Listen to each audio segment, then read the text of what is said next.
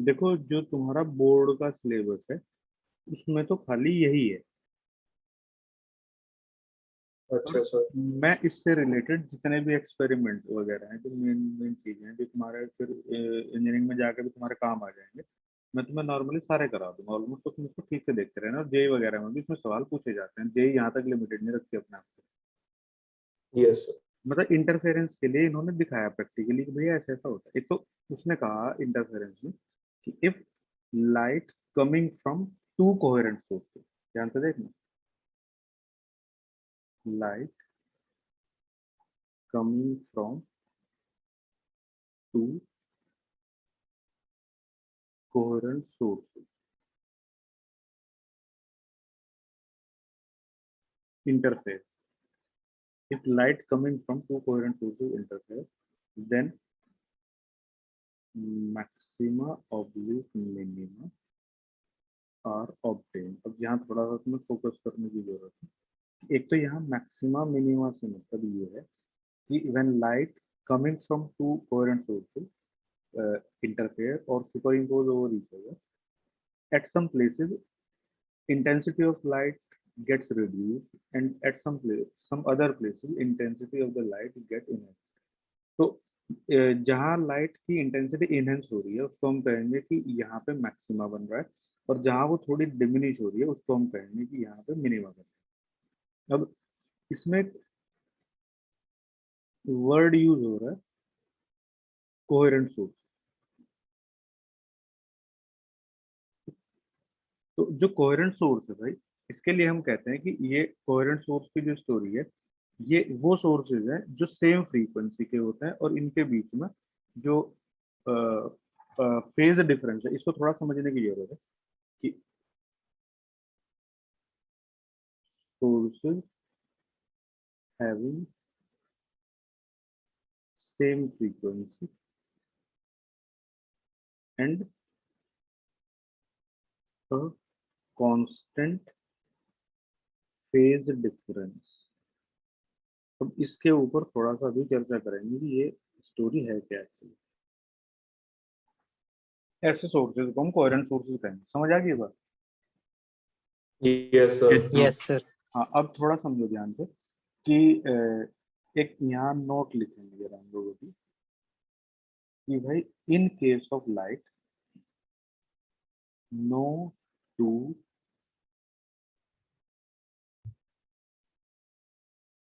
independent light sources can be coherent। समझ आ गई बात? Yes sir. मतलब दो ऐसे सोर्सेज जो इंडिपेंडेंट हो वो कभी भी कोहेरेंट नहीं हो सकते। अब जरा ध्यान से समझो, मैं तुम्हें क्या बताने की कोशिश करता हूँ। देखो ध्यान से, जैसे एक ऑब्जेक्ट है, ये दूसरा ऑब्जेक्ट है। अगर ये मैकेनिकल ऑब्जेक्ट्स हैं तो हम ये कहते हैं कि इन दोनों को हम शुरू करते हैं ऑसिलेट कराना मीन पोजीशन से इधर की तरफ। इसको भी हम मीन पोजीशन से इधर की तरफ ऑसिलेट कराना शुरू करते हैं। तो अ, ये तुम कहोगे कि हम इनको एक साथ करा सकते हैं। Yes sir. पर अगर मतलब अगर ये मैकेनिकल सिस्टम में इन्वॉल्व है, पर अगर हम स्पीड ऑफ लाइट को देखें, v equal to f lambda, भाई ये 3 × 10⁸ मीटर पर सेकंड की स्पीड से चलती है। तो अगर हम यहाँ की फ्रीक्वेंसी देखने लगे ना, तो वो इतनी ज्यादा होती है कि ये पता चला कि तुम अपनी आंख की जो आई जो तुम्हारी आईज है उसको भी तुम ब्लिंक नहीं करोगी। पता चला कि 1000 2000 चक्कर तो यूं ही काट देगी। हाँ सर, तो बहुत ज्यादा। तो उसमें ये होता है कि अगर तुम यहाँ से इसको चलाने की कोशिश करते हो और इसको चलाने की कोशिश करते हो, साउंड वगैरह के केस में तुम ऐसा कर सकते हो। पर लाइट के केस में ये होता है कि तुम अगर दो लाइट सोर्सेज के स्विच को एक टाइम पे ऑन करने की कोशिश करोगे भी ना, तो उनके ऑन होने में तुम कुछ ना कुछ माइक्रो नैनो सेकंड का कुछ ना कुछ डिफरेंस रख दोगे। Yes sir. हाँ सर। और उसमें तो इतना ही बहुत है, उतने टाइम में पता चला कि भाई ये यहाँ चला गया, दूसरा यहाँ रह गया, तो तुम्हें यही नहीं पता चलेगा कि उनके बीच में इनिशियल फेज कितना है। Yes sir. जबकि जी जो सर। साउंड वगैरह के सोर्सेज हैं उसमें हम इस चीज को मेजर कर सकते तो दो इंडिपेंडेंट सोर्सेज को हम कैलकुलेट कर सकते हैं इनिशियली कि इनका फेज डिफरेंस या स्टार्टिंग का जो फेज है वो इतना है। इन केस ऑफ साउंड, लाइट में ऐसा मैचिंग हम देख नहीं सकते क्योंकि लाइट में काफी सेंसिटिव।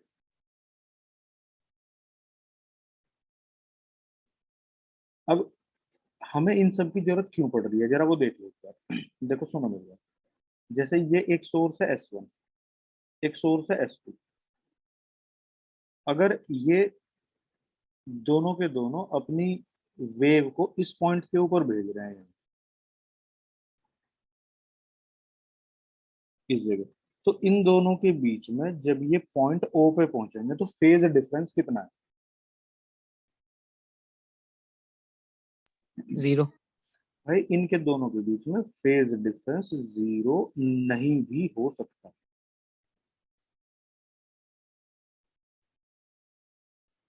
पूछो कैसे?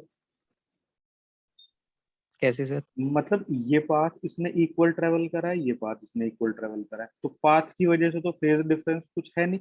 पर नहीं सर, इनिशियल फेज डिफरेंस का तो नहीं पता ना हमें। वो मेजर ही नहीं कर पाएंगे लाइट के केस में। वही वही सबसे बड़ी प्रॉब्लम है कि अगर हमें इनिशियल फेज डिफरेंस का पता हो, मान लो वो पाई है, पाई/2 है, पाई/6 है, पाई/3 है, तो हम कह देंगे कि पाथ की वजह से कोई फेज डिफरेंस इंट्रोड्यूस हुआ नहीं। तो भाई यहाँ दोनों वेव जो पहुंच रही है उनके बीच में जो फेज डिफरेंस है वो पाई/3 है, पाई/6 है, पाई/2 है, पाई है, 0 जो भी है। मतलब जो पाथ हम ज्योमेट्रिकल फॉलो कर रहे हैं उसका तो हमें पता चल रहा है, और भैया इनिशियल कंडीशन का हमें पता कोई है। Yes sir. तो इसलिए मैंने यहाँ लिखाया है कि दो कोहेरेंट सोर्सेज वो होंगे जिनके बीच में फेज डिफरेंस कांस्टेंट होना चाहिए। ये लिखा है ना, जिससे कि हमें उसका पता हो कि कितना है, यस सर। और उस वैल्यू को हम कैलकुलेशन में इंक्लूड करते हैं।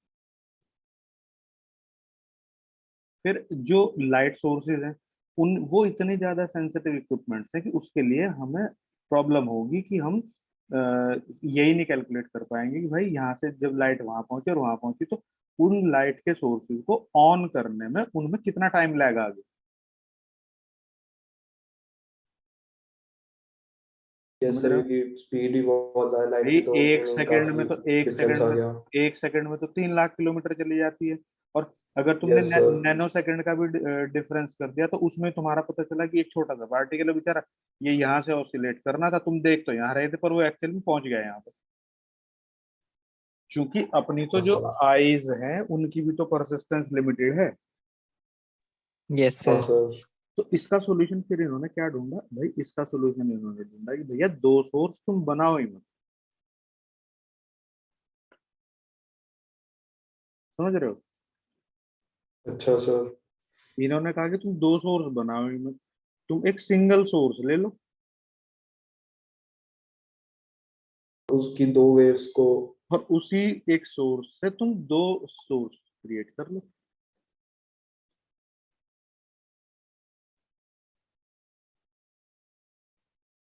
Yes sir. और ये और जी उन सर। हाँ, और उन सोर्सेज को क्रिएट करने का जो पैटर्न है बस वो अलग अलग हो सकता है। कहीं हम रिफ्लेक्शन से क्रिएट कर लेंगे, कहीं हम रिफ्रैक्शन से क्रिएट कर लेंगे, कहीं कोई दूसरा मेथड सेलेक्ट कर लेंगे।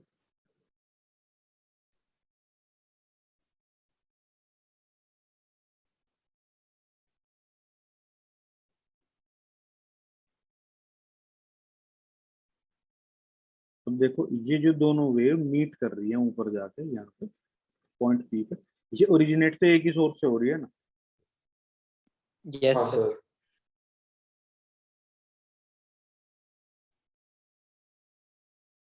तो यहाँ पे हम रिफ्लेक्शन से दो सोर्स, ये वाली जो लाइट है ये ऐसा लग रहा है कि ये लाइट यहाँ कहीं से आ रही है इधर से। हाँ सर। तो हम कह देंगे कि ये सोर्स और इसकी इमेज दोनों के दोनों दो कोहेरेंट सोर्सेज की तरह वर्क करते हैं। हाँ सर, आ गया सर। समझ पा रहे हो ना मैं जो बता रहा हूँ? Yes sir. Yes sir. तो इसलिए इन्होंने क्या करा कि जब इनको दिखाई दिया कि भैया दो सोर्सेज से तो काम चल नहीं रहा, तो हम एक सोर्सेज से काम चलाएंगे। अब एक सोर्स से काम चलाने के चक्कर में इन्होंने कहा कि भैया एक कोई ब्रेक कर लो, दो दो या दो से ज्यादा। तो उससे कम से कम ये इनिशियल फेज डिफरेंस की तो प्रॉब्लम खत्म होगी। इनिशियल फेज डिफरेंस कितना होगा? 0। 0 हो जाएगा। तो अब तो तुम्हारे पास जो ज्योमेट्रिकल फेज डिफरेंस है बस वही काउंट होना रह जाएगा, और उसे Yes, कैलकुलेट sir. कर सकते हैं और हम। उसको हम ज्योमेट्रिकल अरेंजमेंट से चेक कर लेंगे।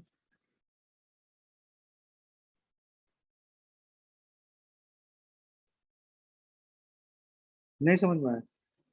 आ गया सर। तो अब हम इसमें पहला एग्जाम्पल लेंगे, Young's double slit experiment.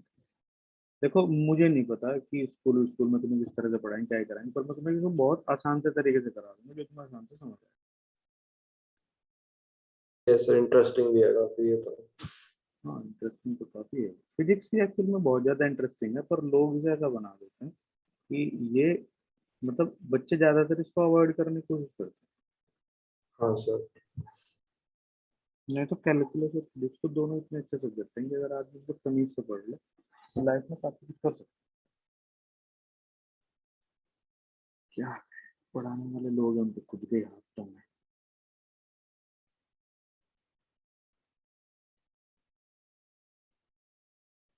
School में क्या चल रहा है अभी? अभी तो प्रैक्टिकल्स सेकेंड होंगे पीरियड। सर। चलो कितनी प्रैक्टिकल है।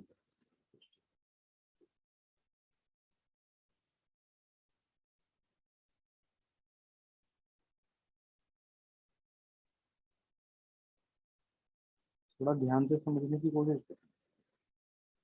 मतलब हमने क्या करा है, यहाँ पे हमने एक सोर्स लिया एस, ये जो मैं ब्लू कलर से मार्क कर रहा हूँ, ये एक सिंगल लाइट सोर्स है। तो इसने क्या करा कि इससे हम यहाँ की लाइट को एज ए रे ट्रीट नहीं करेंगे, हम यहाँ लाइट को as a wavefront treat करेंगे। हाँ सर। तो इससे किस तरह के वेव फ्रंट बनना शुरू हो गए?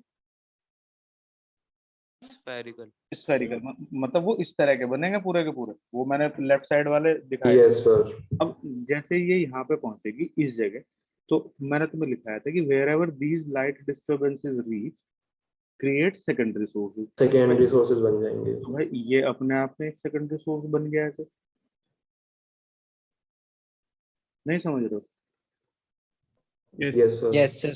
तो देखो ये लाइट मिलनी तो शुरू होगी यहाँ पे, यहाँ मिल रही है, फिर भाई ये और आगे की तरफ बढ़ेगा यहाँ पे, तो फिर ये और बढ़ेगा, यही मिल रही है यहाँ। तो इसी तरह से करते करते स्क्रीन पे भी तो मिलेंगी। मिलेंगे हाँ सर। सर। तो हम बेसिकली क्योंकि इसको वेव की हेल्प से समझ रहे हैं, तो मैं कोशिश करूंगा कि इसको वेव की हेल्प से दिखाया जाए, तो वो तुम्हारे लिए आसानी हो जाएगी चीजें को समझने। तो यहाँ से जो लाइट है वो देखो यहाँ पे भी पहुंचेगी, इस जगह भी, दोनों जगह से, फिर यहाँ पे पहुंचेगी, फिर यहाँ पे पहुंचेगी, फिर यहाँ पे, फिर सब जगह पहुंच रही होगी। तो यस हाँ सर। सर। मैं एक जनरल पॉइंट कंसिडर कर लेता हूँ, जो कि जो मैंने फिगर में दिखाया है वो है। क्योंकि जनरलाइजेशन तो करना ही पड़ेगा ना इसका। हाँ सर, किसी एक पॉइंट हाँ पर। तो हमने मान लिया कि भाई ये वाई डिस्टेंस के ऊपर है कोई पॉइंट पी, ये।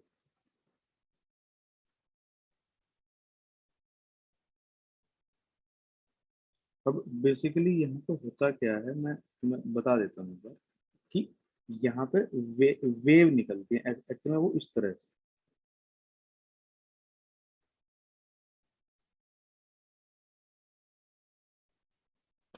Yes, sir. ये वेव प्रोपोगेशन होता है भाई।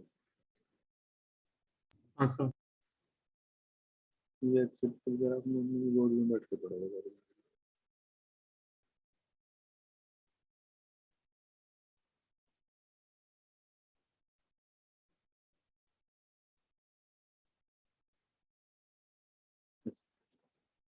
अब तुम इसमें से इस पॉइंट पी की लोकेशन को भाई शिफ्ट करके देखो, तो उनमें से ये वेव थोड़ी सी अगर इस तरह से चल रही थी तो ये इस तरह से हो जाएंगी, या इस तरह से, तो ये आगे पीछे होने की कोशिश करेंगे। Yes sir. तो हम इन्हीं को ही देखें। देखो ये जो दो S1 S2 सोर्सेज हैं, ये एक्चुअल में एक कार्डबोर्ड में नैरो होल्स या नैरो स्लिट्स हैं, जिनके बीच की जो डिस्टेंस है वो स्मॉल डी है। और जो स्लिट्स हैं उससे स्क्रीन जो है ये, जहाँ पे हम इस पैटर्न को ऑब्जर्व कर रहे हैं, इसमें बहुत इंटरेस्टिंग चीज आएगी भी आगे जाने का, तुम सारे के सारे मतलब गलत आंसर दोगे, मैंने बात में भी बता दी। ठीक है सर। सर। और जब मैं पूछूंगा तुम्हारे से पढ़ाने के सर बाद, जो सोर्स एस है वो इक्विडिस्टेंस है दोनों स्लिट से। हाँ वो इक्विडिस्टेंट है, तो हमें S1 और S2 तक पहुंचने में कोई पाथ डिफरेंस नहीं मिलेगा, तो हम कह देंगे कि ये दोनों अभी भी 0 पाथ डिफरेंस पे ही है, S1 S2। ठीक है सर। ये बात समझ आ गई भाई? Yes, sir. तो अब तुम यहाँ पे ये देखो कि ये जो सोर्सेज यहाँ पे पहुंच रहे थे, सोर्सेज से निकलने वाली वेव जो है वो यहाँ पे पहुंच रही थी इस जगह पे, तो उनके बीच में पाथ डिफरेंस कितना था? 0। किस जीरो। केस में 0? जब 0 पार्ट डिफरेंस होता है तो हमने कल डिस्कस करा था कि भाई वहां क्या बनता है, वहां मैक्सिमा बनता है। मैक्सिमम। तो यहाँ मैक्सिमम। यहाँ पे मैक्सिमा बनेगा, मतलब यहाँ पे तुम्हें एक लाइट की प्रेजेंस दिखाई देगी। अगर ये व्हाइट लाइट है तो तुम्हें यहाँ पे व्हाइट लाइट दिखाई देगी। अगर तुम यहाँ ग्रीन लाइट यूज कर रहे हो, ग्रीन वेवलेंथ की, तो यहाँ तुम्हें ग्रीन कलर दिखाई देगा। रेड कलर की यूज कर रहे हो तो रेड कलर दिखाई देगा। समझ गए? Yes sir. अब इसके बाद में जो लाइट है वो, मतलब यहाँ तो मैक्सिमा बन गया। 0 लैम्डा 2 लैम्डा पे मैक्सिमा बनता था। λ/2 3 λ/2 जो कि इनके बीच बीच में है, वहां पे मिनिमा बनता है। तो फिर यस सर। थोड़ा सा जब हम ऊपर जाएंगे यहाँ पे, तो यहाँ पे जो लाइट है सेंटर पे तो बन गया मैक्सिमा। यहाँ पे इसके बाद में 0 के बाद में हम लैम्डा पे जाने से पहले तो इसको इनकाउंटर करेंगे ना। करेंगे सर। Yes sir. तो जब इन दोनों वेव के बीच में पाथ डिफरेंस λ/2 हो जाएगा तो वहां पे क्या बनेगा? मिनिमम। मिनिमा। मिनिमा। तो अगर ये स्क्रीन है तो यहाँ पे एक जगह लाइट दिखाई देगी और एक जगह लाइट नहीं दिखाई देगी। तो जहाँ लाइट नहीं दिखाई देगी वहाँ पे शेडेड बना है। अब सुनना ध्यान से मेरी बात। देखो जैसी ज्योमेट्री ऊपर है वैसी ज्योमेट्री अगर मैं नीचे की तरफ आ जाऊं, तो जितना ऊपर की तरफ जाते टाइम एक छोटी और दूसरी बड़ी होगी, नीचे आते टाइम दूसरी छोटी और पहली बड़ी हो जाएगी। तो अगर यहाँ एक पोजीशन पे मैक्सिमम मिलता है तो इक्वल डिस्टेंस दूर दूसरी तरफ क्या मिलेगा? दूसरा मैक्सिमम बन तो जाएगा वहां पे। ये तो देखो, इसके बाद में फिर λ/2 खत्म हो गया दोनों तरफ। अब λ/2 के बाद किसका नंबर आएगा? लैम्डा का वहां क्या बनेगा? मैक्सिमम। मैक्सिमम। इसके बाद लैम्डा के बाद किसका नंबर आएगा? 3 λ/2 3 λ/2 वहां पे फिर से क्या बनेगा? मिनिमा। मिनिमम। तो तुम ये देखो, ये बिल्कुल ओ पॉइंट पे जो ये लाइट तुम्हें मिल रही है, इसको हम कहेंगे सेंट्रल मैक्सिमम, या फिर जीरो ऑर्डर मैक्सिमम। समझ आ गई ये बात? Yes, sir. अब देखो, यस सर। अगर तुम नंबर लाइन देखते हो तो नंबर लाइन पे 1 के साथ पेयर बनाता है -1, 2 के साथ पेयर बनाता है -2। ये सब पेयर में है, बेचारा 0 ही तो अलोन है। हाँ सर। हाँ, यस सर। तो यहाँ पे अगर तुम देखोगे तो ये सेंट्रल फ्रिंज जो है, इसको इसलिए हम जीरो ऑर्डर मैक्सिमा भी कह रहे हैं, क्योंकि हर एक मिनिमा के कॉरस्पॉन्डिंग दूसरी तरफ एक मिनिमा, हर एक मैक्सिमा के कॉरस्पॉन्डिंग दूसरी तरफ दूसरा मैक्सिमा पेयर में प्रेजेंट हो। हाँ सर। Yes, sir. तो अगर जब हम इसको जनरलाइज करेंगे तो ये जीरो ऑर्डर मैक्सिमा है, ये पहला मैक्सिमा है, ये दूसरा मैक्सिमा है, 3 लैम्डा के लिए तीसरा मैक्सिमा। तो हम कह देंगे delta x equal to n lambda, जिसमें n कहाँ से शुरू हो रहा है? बोलो। सर जीरो ऑर्डर होगा। 0 से। तो ये यहाँ सब जगहों पे क्या बनेगा? मैक्सिमा बनेगा। मैक्सिमम बनेगा। हाँ, और जब इन दोनों वेव्स के बीच में पाथ डिफरेंस λ/2 का मल्टीपल होगा,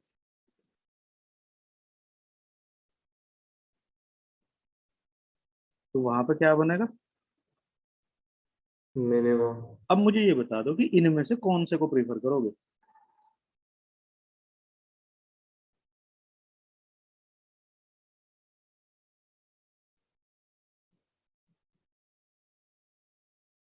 मतलब जहां पे मिनिमा बन रहा है उसके लिए तुम लोग ये वाला फॉर्मूला प्रीफर करोगे या ये वाला फॉर्मूला प्रीफर करोगे? सर 2n-1 वाला। 2n-1 वाला, 2n+1 वाला की नहीं?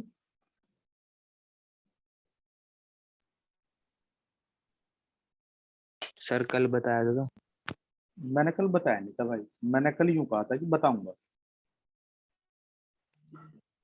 सर प्लस वाला इसलिए यूज नहीं करेंगे क्योंकि जब सेंट्रल मैक्सिमा बन रहा है तो वहां पे जीरो लगा रहे हैं हम, पर जब सेंट्रल सेंट्रल मिनिमा एक्चुअली में है ही नहीं, मिनिमा जो है वो काउंटिंग ही उसकी 1 से हो रही है। यस सर, इसलिए वहाँ पे हाँ हाँ, करेंगे। सर तो इसमें हम फिर इसको अवॉइड कर देंगे, ये वाला पार्ट। Yes sir. तो हम कहाँ अब समझ आ गया ना कि हम कौन सा वाला प्रेफर करेंगे दोनों में। Yes, yes sir. सर। तो जब सर एक बार आप भी बता क्या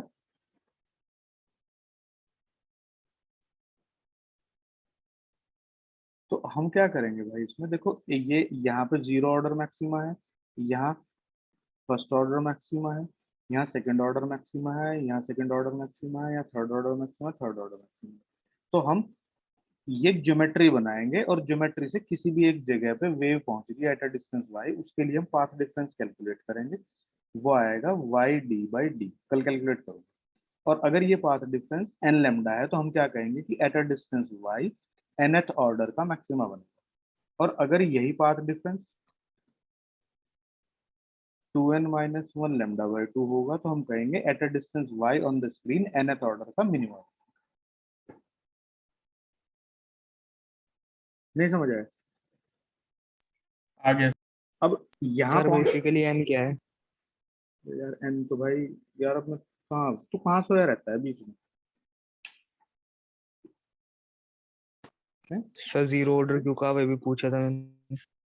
मैं ये पूछ रहा हूँ कि तू बीच में सो कहाँ जाता है क्लास चलते चलते?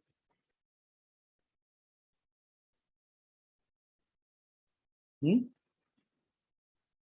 अमन? यस सर भाई n क्या है n?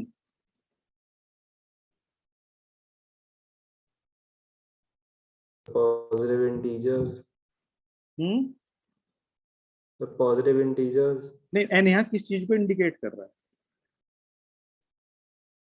Sir nth n lambda मतलब 1 2 3 हार्दिक, ये n किसको इंडिकेट कर रहा है? सर एन लेमडा में एन जो है सेंट्रल सर वाले वो से जो सेंट्रल मैक्सिमा को डिनोट कर रहा है, वो 0 1 2 के। मतलब n जो है वो अगर जीरो है तो वो सेंट्रल मैक्सिमा है इस केस में। Yes sir. अगर वन है तो वो फर्स्ट मैक्सिमा है, टू है तो वो सेकंड मैक्सिमा है। भाई जनरलाइज कर दिया ना, जैसे यार तुम 500 ही रहते हो, मुझे समझ नहीं आती। Yes sir. ये मिनिमा को डिनोट कर रहा है। और तो सर जीरो ऑर्डर क्यों कहा था सर? भाई जीरो ऑर्डर इसलिए कहा था क्योंकि वो अपने जैसा एक ही। यार तो बता तो भाई, यहाँ सारी चीजें ये लिखा था, ये रहा जीरो ऑर्डर मैक्सिमम। मैं अभी थोड़ी देर पहले बता रहा था इसको क्यों कह रहे थे, क्योंकि भाई इसके जैसा कोई दूसरा नहीं है स्क्रीन पे। सर आपने नंबर लाइन का एग्जांपल दिया था। अब मैं खुद नहीं समझ पा भाई, जैसे ये पोजीशन है यहाँ, अगर इस स्क्रीन को तुम दो हिस्सों में बांट दो तो ये सेंटर हो गया, ऊपर भी बनते रहेंगे नीचे भी बनते रहेंगे।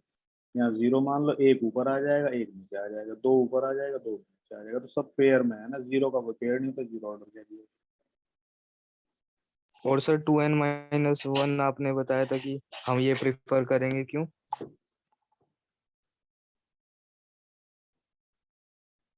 क्योंकि भाई अगर हम 2n प्लस वन को लेंगे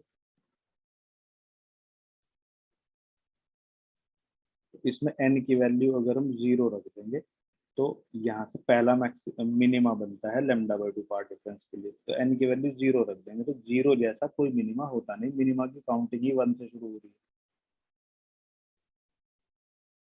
तो ये जो पहली मिनिमा की कंडीशन है जिसके लिए path difference lambda by two होना चाहिए, वो यहाँ से आएगा जब हम इस 2n minus one lambda by two में n की वैल्यू वन रखेंगे। Yes sir. अब इस अरेंजमेंट में, ये जो अरेंजमेंट तुम्हारे सामने मैंने बनाया है ये रिपीट होगा हर एक प्रैक्टिकल में, ध्यान रखना। तो इसमें जो ये d है, ये d है, और यहाँ से जो wave at a distance y on the screen पहुंच रही है, तो इन दोनों के बीच में ज्योमेट्रिकली पाथ डिफरेंस कितना है, देखो वो है s2p माइनस s1p। यही तो है। yes, sir. ये वाई डी बाई डी आता है, तो इसको हम कल प्रूव करेंगे किस तरह आता है।